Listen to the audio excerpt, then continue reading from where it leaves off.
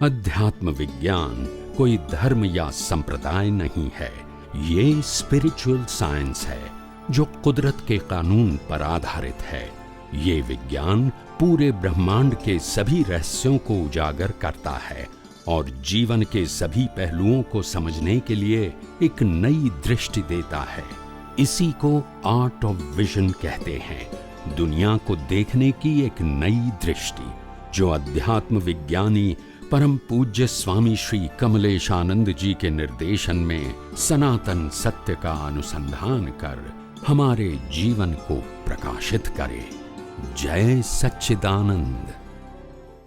स्वामी श्री कमलेशानंद जी सौभाग्य से, हमारे पुण्योदय से हमारे बीच में पधारे हैं।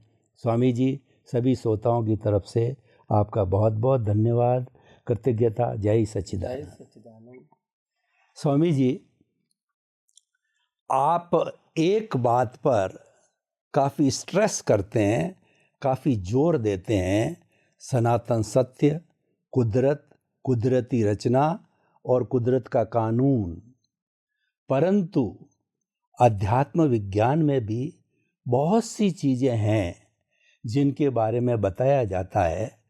तो ये क्या राज है कि इसी बात पर आप ज़्यादा जोर देते हैं और बहुत सी बातें बताते हैं, लेकिन इस बात पर बहुत ज़्यादा जोर देते हैं आप, ताकि कि लोग इसके बारे में पूरी जानकारी कर ले। तो इसके पीछे क्या राज है, इसके पीछे आपका क्या आशय है कि इस पर आप अधिक ध्यान दे रहे हैं? भारतवर्ष के अंदर हमारे ऋषि मुनियों ने और हमारे पूर्वजों ने ये दुनिया को ही देखने की, समझने की कोशिश किया था।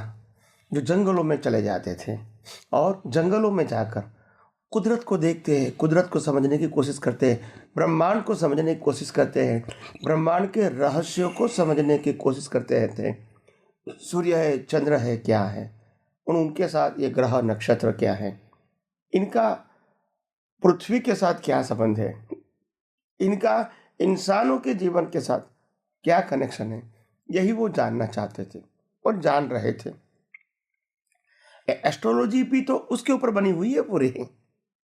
तो बात यह थी, सिंपल बात यह थी कि जब पूरा ब्रह्मांड 6 तत्वों से बना है, इसका एक नाम है कुदरत, और 6 तत्व है चेतन, जड़, गतिसहायक, स्थितिसहायक, टाइम एंड स्पेस। ये 6 तत्व का एक नाम है कुदरत। इंसान को समझ में नहीं आया तो उन्होंने कहा यह भगवान ने दुनिया बनाई। हालांकि 6 तत्वों से बनी हुई है। दुनिया जड़ है, आत्मा चेतन है, दुनिया चेतन नहीं है, जड़ है और मैकेनिकल चलती है। मैकेनिकल मतलब मैकेनिकल और सिस्टमेटिक, रैंडम नहीं चलती है, इसीलिए उसको लॉ ऑफ नेचर का कंट्रोल बोलते हैं। तो ये कुदरत जो है वो 6 तत्वों से बनी है दुनिया पूरी। ये जो ब्रह्मांड में जितनी अवस्था दिखती है वो भी 6 तत्वों की ही अवस्था है, और हमारा मन वचन काया है वो भी 6 तत्वों से चलता है। तो कुदरत को ही नहीं मानना, नहीं समझना, इससे बड़ा अज्ञान इंसान के पास क्या हो सकता है, क्योंकि बिगिनिंग और एंड तक वही तो है। दूसरी बात, ये दुनिया जो चलती है 6 तत्वों से तो बनी है, मगर चलती है कुदरती कानून से, किसी की मर्जी से नहीं चलती है। दिन होना, रात होना, ठंडी होना, गर्मी होना, बारिश होना, भरती ओट होना, और कर्म और कर्म का फल मिलना, यही तो कुदरत का काम है। हम अपने जीवन में जो भी घटनाएं पैदा होते ही और मृत्यु तक जो हो रही है, हमको नहीं मालूम कि कब क्या होने वाला है, मगर कुदरत हमको संजोग देती है हमारे कर्मों के मुताबिक। तो आखिर हमारे जीवन में कुदरत के अलावा क्या है? अगर हम ये कानून नहीं मानेंगे तो निश्चित रूप से हम कानून तोड़ेंगे और कुदरत हमको पनिशमेंट करेगी। जब कुदरत कहती है हमने किसी को श्वास लेने तक की भी फ्रीडम नहीं दिया है, तो आप अपनी मर्जी से अपना मन वचन काया कैसे चलाओगे? मगर इंसान मानता है मैं सोचता हूँ, मैं बोलता हूँ, मैं करता हूँ, या तो सामने वाला बोलता है सामने वाला सोचता है, सामने वाला क्रिया करता है। यही तो अज्ञानता है। ये सब कुदरत करवाता है, मगर हम मानते हैं हम करते हैं या तो सामने वाला करता है। बस यही अज्ञानता है। दूसरी बात ये कहती है कुदरत कि जब तुम पैदा होते हैं तो दुनिया में कोई भी व्यक्ति कुछ भी नहीं लाएगा, और जब मर जाएगा तो कुछ भी ले नहीं जाएगा। भाई इसका रहस्य क्या है? तो कुदरत साहब बोलती थी कि ये दुनिया की हर चीज है। आपका जो शरीर है, जो पंच महाभूतों का बना है, वो भी मेरा था, मेरा है और मेरा रहेगा। उसके अलावा गोल्ड, सिल्वर, डायमंड कहो, उसके अलावा मकान, मिलकत, साधन, मशीनरी, सब गिनो, कुदरत का था, मेरा है और मेरे पास ही रहेगा। कोई भी फॉर्म में, अवस्था के फॉर्म में, टूटा फूटा फॉर्म में या रॉ मटेरियल फॉर्म में, मेरा ही था और मेरे पास ही रहेगा। आप तो सिर्फ इनके यूजर हो सकते हैं, ओनर कभी नहीं बन सकते, क्योंकि न लाते हैं न ले जाएंगे। तो फिर आप क्या है? ओनली यूजर है, मगर आप ओनर बन जाते हैं। कुछ कर सकते नहीं है। आप कर्ता भाव से जीवन जीते हैं, सामने वाले को भी कर्ता भाव से देखते हैं, अपने मन वचन काया को भी कर्ता भाव से देखते हैं। यही तो अज्ञान है। क्यों ये अज्ञान है? क्योंकि हम कुदरत का कानून, कुदरत और कुदरती रचना को नहीं समझते हैं। आखिर हमारा पूरा जन्म से मौत तक का पूरा जीवन कुदरत के ऊपर तो अधीन है। कुदरती कानून से ही तो चलता है। हम अपनी जीवन में अपनी मर्जी से न सोच सकते हैं, न बोल सकते हैं, न क्रिया कर सकते हैं और न ही अवस्थाओं का निर्माण कर सकते हैं। सब कुछ कुदरत करवाती है। तो एज अ मन वचन काया, एज अ शरीर, we are the only instrument to create by the nature, to operate by the nature and to destroy by the nature. तो हर अवस्था जब कुदरत की ही है, कुदरत ही चलाती है, और हम इसको ही न जानते हैं न मानते हैं। इससे बड़ा अज्ञान इंसान के अंदर कौन सा हो सकता है? तुम राम को न मानो, वो कुदरती कानून के कोई कंसर्न नहीं है, वो धार्मिक बातें हैं। तुम कोई शुभ क्रिया करो या ना करो, कुदरत से कोई मतलब नहीं है। तुम चोरी करो या दान दो, कुदरत से कोई मतलब नहीं है। तुम किसी को जन्म दो और किसी को मार दो, कुदरत से कोई मतलब नहीं है। ये पनिशमेंट कुदरत नहीं करती है, क्योंकि कुदरत कहती है आप जो कुछ भी करोगे ना, संजोग मैं ही देता हूं, so you are not responsible. किसी को जन्म देना तब भी जिम्मेदार नहीं है, और कहीं व्यक्तियों को मार देना तब भी जिम्मेदार नहीं है, क्योंकि हर संजोग मैं प्रोवाइड करता हूं। क्यों करता हूं? आपके कर्मों के फलस्वरूप। तो कर्मों के फलस्वरूप शरीर मिलता है, संजोग मिलता है और क्रिया होती है। उसमें तुम जिम्मेदार कैसे हो सकते हैं? मगर आप कहते हैं मैंने किया, आपने किया, मेरा है, तेरा है। तब तो कुदरत कहती है फिर आप जिम्मेदार रहोगे ही। बात ये है। तो हम जब सनातन सत्य का मतलब होता है, it's a universal truth, it is not subject to any religion, it is not subject to any social, it is a fact of universe. ये सोशल भी नहीं है और रिलीजियस भी नहीं है, क्योंकि ये तो depend on circumstances, depend on society and depend on सभी प्रकार के समय अनुसार, काल अनुसार। सतयुग में अलग होता है, कलयुग में अलग होता है, धर्म भी और सामाजिक व्यवस्था भी। तो ये कुदरत के अंदर मायना नहीं रखता है। कुदरत के अंदर मायना यह रखता है तुम गलती करोगे। कौन सी गलती? क्रिया की नहीं, भाषा की नहीं, विचारों की नहीं, भाव की गलती करोगे, कुदरत आपको संजोग देंगे। भाव की गलती क्यों होती है? कर्तापद और मालिकीपन। और कुदरत कहती है तुम कोई चीज़ के न करता हो न मालिक हो, न तुम हो न और कोई हो सकता है। मगर अज्ञानता के बस हम डूअरशिप और ओनरशिप अपनी दृष्टि में सेट करके, राग द्वेष करके नए कर्म बनाते हैं और फिर उसके भुगतान भी कुदरत हमको देती है। तो साइकिल ऑफ रीबर्थ जो है वो अज्ञानता की वजह से। मगर लोग क्या कहते हैं, हम इसको अज्ञान कहते हैं कि भाई हम धर्म को, भगवान को नहीं मानते हैं, मंदिर नहीं जाते हैं, धार्मिक क्रिया नहीं करते, तप जप नहीं करते हैं, मंत्र नहीं बोलते हैं, माला नहीं गिनते हैं, किसी को दान नहीं देते हैं, सामाजिक कार्य नहीं करते, इसको हम अज्ञान मानते हैं। तो कुदरत की भाषा में यह अज्ञान नहीं है। धर्म की भाषा में, सामाजिक भाषा में वो अज्ञान हो सकता है, कुदरत की भाषा में अज्ञान नहीं है। और वो ये अज्ञान का कर्म फल भी नहीं मिलता है। कौन से अज्ञान का कर्म फल मिलता है? आप हर अवस्था को कुदरती रचना के रूप में न देख के उसमें कर्ता भाव और मालिकी भाव करते हो, अपने लिए या तो दूसरों के लिए, व्यक्ति के लिए, वस्तु के लिए। कर्ता भाव मालिकी भाव करते रहोगे, कर्म बनते ही रहेंगे।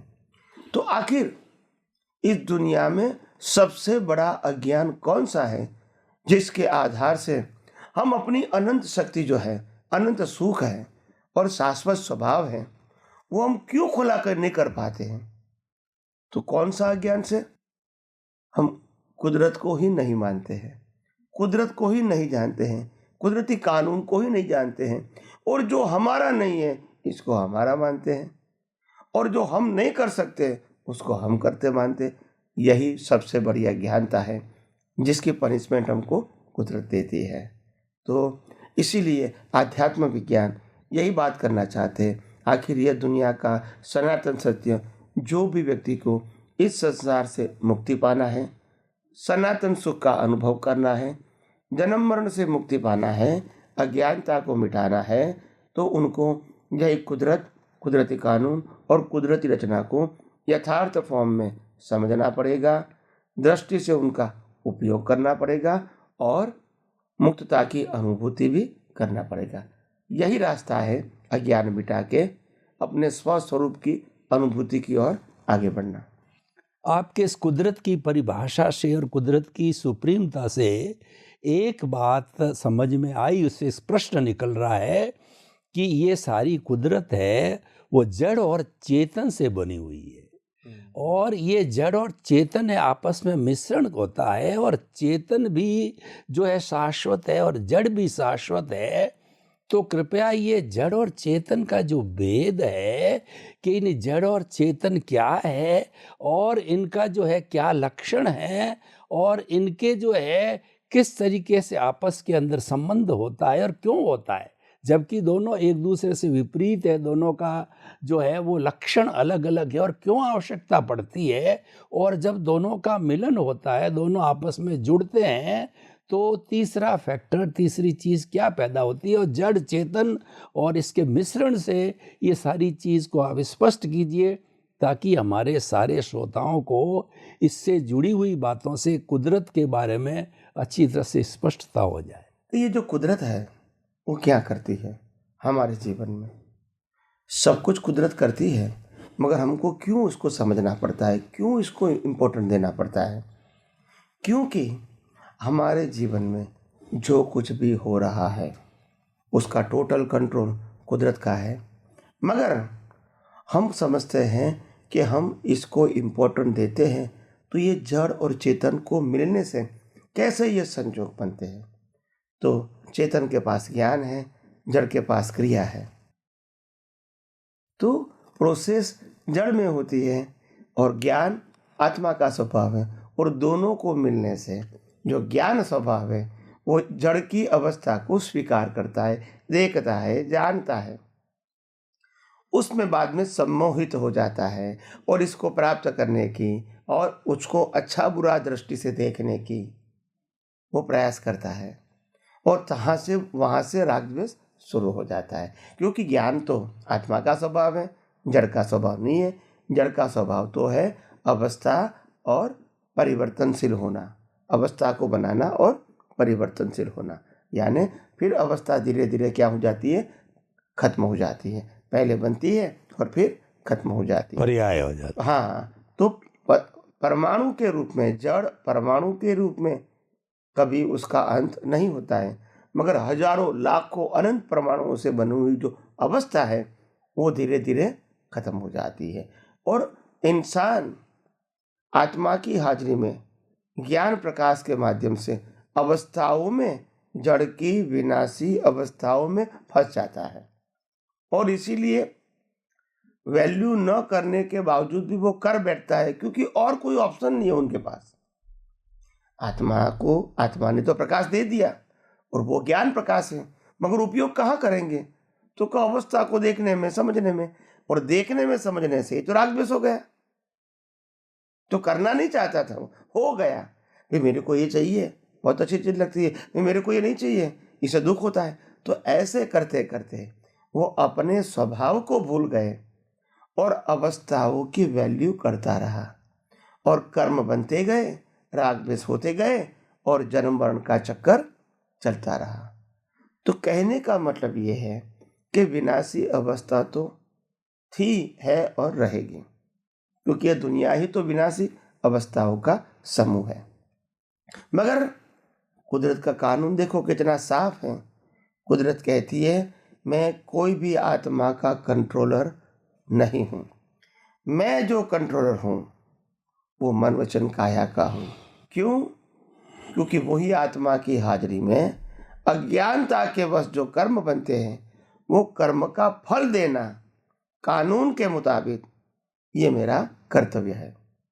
तो मैं रिलेटिव सत्य में, बाह्य जगत में, प्राकृतिक जगत में कुदरत सर्वोपरि है, और आंतरिक जगत में, आध्यात्मिक जगत में आत्मा सर्वोपरि है। आत्मा चेतन रूप से सर्वोपरि है, और कुदरत कानून के आधार से, अवस्थाओं के आधार से सर्वोपरि है। तो दोनों का सर्वोपरि होना वो अपना अपना फील्ड है। मगर हम कभी या तो आत्मा को भूल जाते हैं, या तो जड़ में ही इतने सम्मोहित हो जाते हैं, इसमें राग द्वेष करते हैं, त्याग करते हैं, ग्रहण करते हैं, त्याग करते हैं, ग्रहण करते हैं, अच्छा बुरा बोलते हैं। तो ये सब अवस्थाएं कुदरत की है। आपको इसमें रिएक्ट करने का कोई राइट है नहीं, क्योंकि संजोग कुदरत देता है, वो भी फल स्वरूप देता है। आपको तो एक्सेप्ट करना है विदाउट राग एंड द्वेष, तो आपका कर्म बंधन समाप्त हो जाएगा, नया कर्म नहीं बनेगा। यही तो कुदरत कहती है। जन्म से मौत तक हर अवस्था जो आती है वो आपके कर्मों के फल स्वरूप में उनको देता हूँ, रिजल्ट के रूप में।